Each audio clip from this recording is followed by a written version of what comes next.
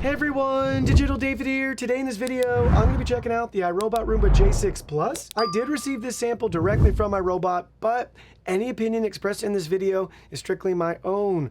That being said, if you're interested in this product or you want to find out more about it, the link to it will be in the video description. Here's a look at the retail box and packaging. Everything looks great. You'll see we have our mobile app icons on the back side right there and a nice see-through graphic of how the self-empty base works. Now let's go ahead, let's open it up and look at the contents. Here are all the contents. First up, we have our product literature here. This does come with a 1-year warranty. Next, you'll find our power cord and cable here, followed by one extra side cleaning brush, an extra air filter. Take note, they do have a little no water icon on there, so you don't want to get this wet. You'll see we have the J6 itself right here. Take a look at it. Up close, you'll find we have one control button, iRobot's logo and branding. The very front, you'll see we have our camera and sensors, as well as our navigational bumper with additional sensors there on both sides. Moving right along to the back, you'll see we have the J6 branding here. We have our removable dust bin, so we can just press this button to pop it out, and you'll see how that looks here. Take note, same thing, here's the other filter already installed for us. Don't get that wet. If you need to manually empty your bin for whatever reason, or you want to clean out anything in there, you can do that just like so, and then it just snaps shut. Down here, you'll see automatic dirt disposal. This little flap is how it's going to pull and suck all of the contents right back out, as you see right there with my finger inside. When you want to put this bin back on, very simple, just line it up, kind of acts as a hinge, and then it just snaps shut. Looking at the very bottom of the vacuum, you'll see side cleaning brush, you'll see charging contacts, omnidirectional wheel, spring-loaded drive wheels, the AeroForce cleaning system with dual brush rollers. We also have our cliff sensors there all along the side. And lastly, we have our self-empty charge base here. Let's look at that in more detail. First thing you'll probably notice on the base is this nice iRobot strap handle up at the top. We can pull that open to reveal our vacuum bag already installed, and they do give us an extra one right here. If you forget how to install or use it, take note, up at the top they have the instructions for you. Basically, just pull up and out. It even seals and shuts the bag for you. When you want to install your new bag, line it up like you see here and just gently press everything right back down and into place. Here's a peek at the side of the unit. I really like the look of it. The texture up at the top is really cool. It's got a nice modern aesthetic to it. Here's a look at the other side. Very similar, but we have some venting here and iRobot's branding. Take a look at the very front. You'll see a code here, charging contacts. We have our 2 drive wheel traction slots right there, and it'll rest in place here in these 2 little divots. This is where it's going to suck all the contents in and out of your vacuum and into your vacuum bag right there, which leads us to a very important thing to look at the bottom here. We have a clear see-through channel so we can identify if there's ever any blocks or obstructions. We can remove 5 Phillips head screws, pull that out and clean as needed. Take a look too, a lot of grip feet on this to allow it to rest nicely and flat on your surface.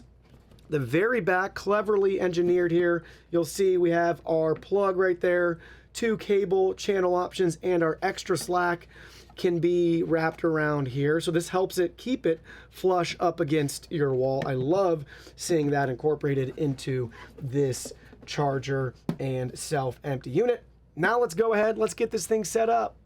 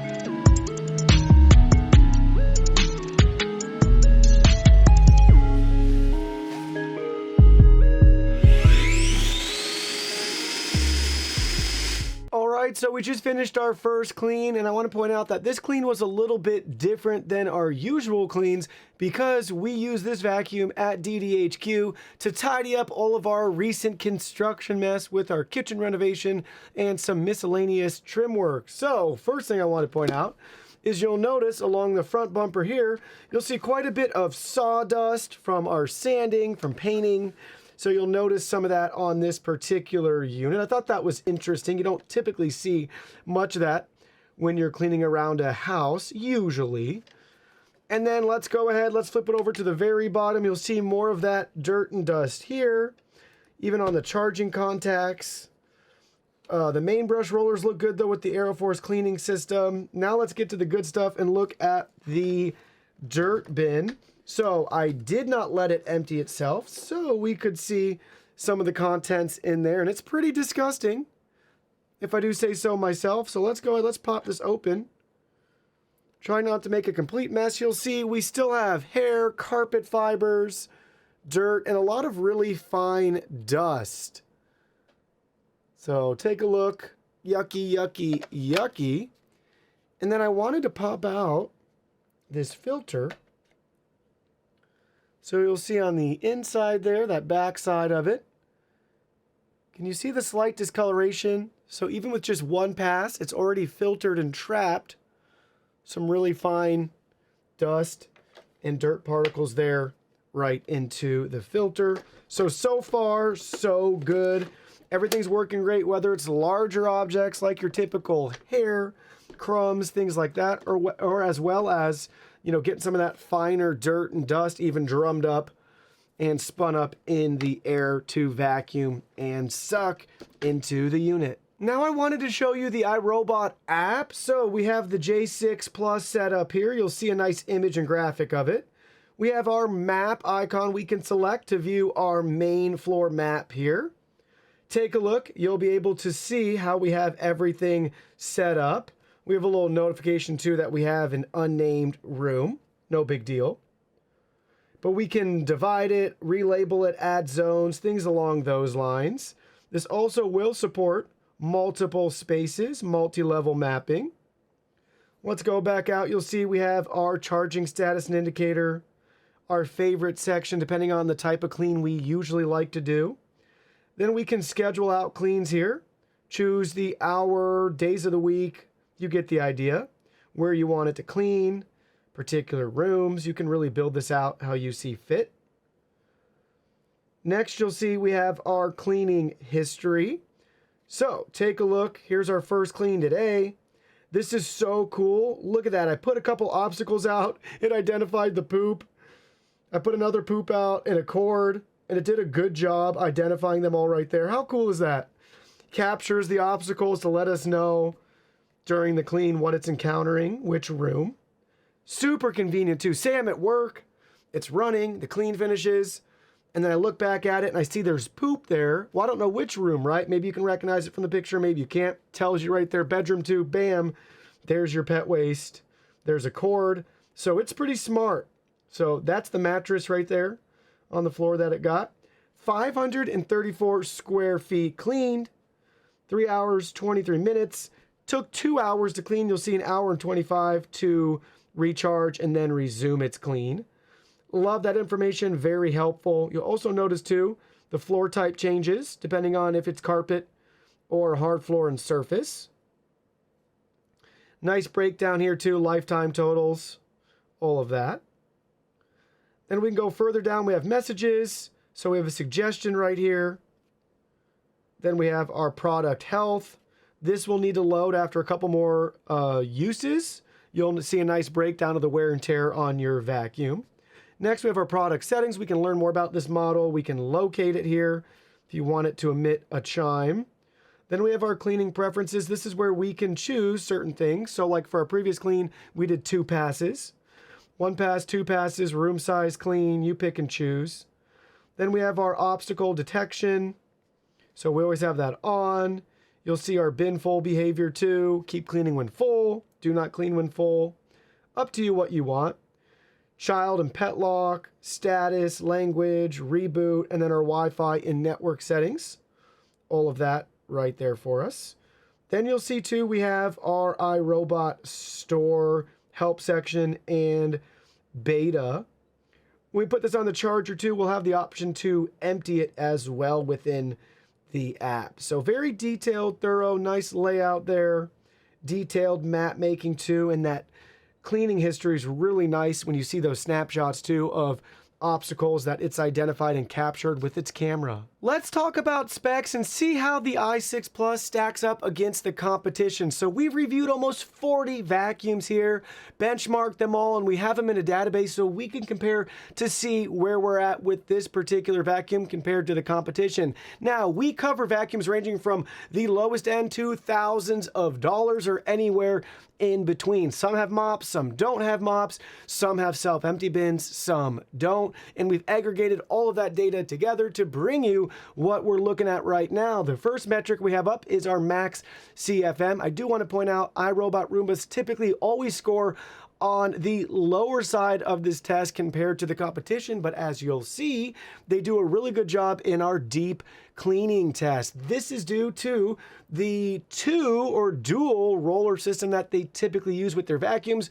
where it relies more on agitation and those rollers spinning than any sort of raw suction power that a lot of other brands tend to overcompensate with to make up for the lack of I don't know what you want to call that, just the ability to use and maximize their brush roller. So first up, you'll see 2.6 CFM for the i6 Plus compared to the average of about 7. But as you'll see right here with our deep cleaning test, we got the average score of 85. So well below average for CFM, but we're right at the average for our deep cleaning test. So moving right along, you'll see we have our decibels here, smidge quieter than the average of 68 decibels versus 69. But is there any sort of noticeable difference in and around your house if you're listening to one at 68 or 69? And there isn't. Typically low 60s or high 70s, you'll start to notice a difference either way, but anywhere in between, it's really going to be just a moot point. Moving right along, battery life in minutes, 75 minutes for the runtime compared to the average of 140. This is also a moot point because it goes home, recharges, and then resumes its clean. So it doesn't really matter, but I do want to point out your cleaning does take longer because it'll run, go home, charge, and then finish cleaning. So if you run it at night, you'll never notice or care, but if you want to run it during the day and get a full clean in and you're on a tight crunch, just plan a couple hours, another extra hour or so for it to recharge to get to the point to where it can go back out and finish its clean. Next, we have our battery capacity measured in milliamp hours. 2,210 milliamp hours for the i6 Plus for its battery capacity. That's below average by about 1,000 milliamp hours, but you can tell again, kind of a moot point because it can go back home, recharge, and resume. Everything we mentioned earlier makes sense and holds true for the battery capacity. Typically, the larger the capacity, the longer the runtime. Moving right along in regards to height, 3.4 inches. So if you have those hard to reach areas where every inch counts, then you'll appreciate this is slightly thinner and below average compared to 3.6 inches. I do want to point out typically most are 3.6 or 3.7 inches because they have a LiDAR navigation module at the top. This one does not. It's just flat and flush with the camera and sensors on the front and the sides. So we shave a little bit off for the height. Next, our bin capacity. This is measured in milliliters. The dustbin is 400 milliliters here, and the average was 416. Typically with self-empty models and versions like this, the bin capacity is less because it can go back home and self-empty as needed. But in this case, we still have the average bin size and it has the ability to self-empty. Next, let's talk about cost. So at the time of this video, you'll see that we're above average in price, but there are a couple of factors that you need to think about compared to the competition out there. So with this particular vacuum, it does self-empty. And one of the keys here is the AeroForce cleaning system with its dual brush roller design. That's a pretty big deal, and it does a really good job cleaning. I like this system a lot for carpets and hard floors.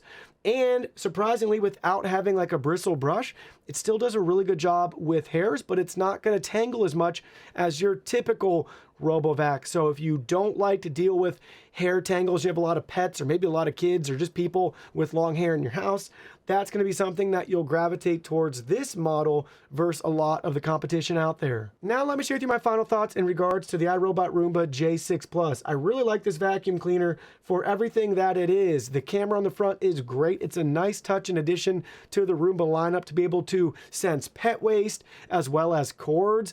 I still recommend cleaning and tidying up your house when you can, because it still occasionally might go over a certain object or get tangled or caught. Nothing's ever going to be perfect, but compared to the J7 I reviewed maybe about a year ago, they continue to refine and build that database, and it does a really good job. It's more accurate now than it was in the past, and I expect that to continue to be refined going forward in the future. If you have a lot of hair, again, this is going to be a great vacuum for you with less tangles in the brush rollers. Fairly quiet too, yet still very powerful. No issues on carpet or hard floors and surfaces. And the self-empty base is a nice touch. It's one of those things that once you use one, you'll never go back to a vacuum without one. So overall, very pleased with this vacuum. Now, come on, David, you're probably thinking, hey man, I know this is sponsored by iRobot, so come on, will you tell me anything you don't like or what you want to see improved or change in the future? And yes, I will gladly tell you that. I've reviewed quite a few vacuums here. We're getting close to 40 RoboVacs.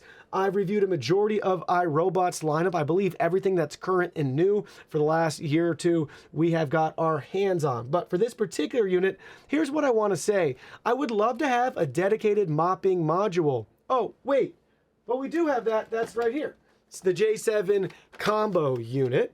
But again, that price point is going to be way more expensive than the J6 Plus. So I'd like to see maybe something in the future where they can continue to bring that down at this price point and give us that mop.